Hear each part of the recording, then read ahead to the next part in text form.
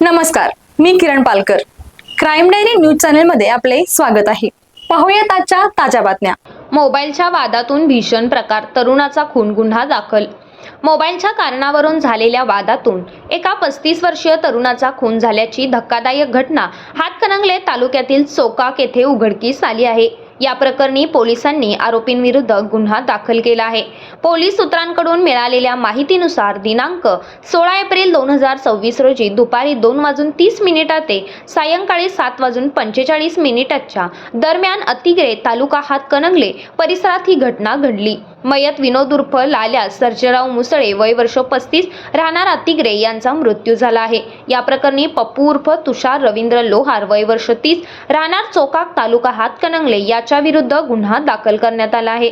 तक्रारीनुसार आरोपीने मैतास मोबाईलच्या कारणावरून वाद घालत मोटारसायकलवरून स्मशानभूमीजवळील पुलाखाली नेले. तेथे त्याला मद्य पाजून डोळ्यांवर चटणीची पूड टाकत अज्ञात हत्याराने डोक्यावर वार करून गंभीर जखमी केले. यात त्याचा मृत्यू झाल्याचे समोर आले आहे. या प्रकरणी गुन्हा दाखल करण्याची कार्यवाही पोलीस निरीक्षक शरद मेमाने यांनी केली असून पुढील तपास पोलीस उपनिरीक्षक विनोद पिलाने हे करीत आहेत.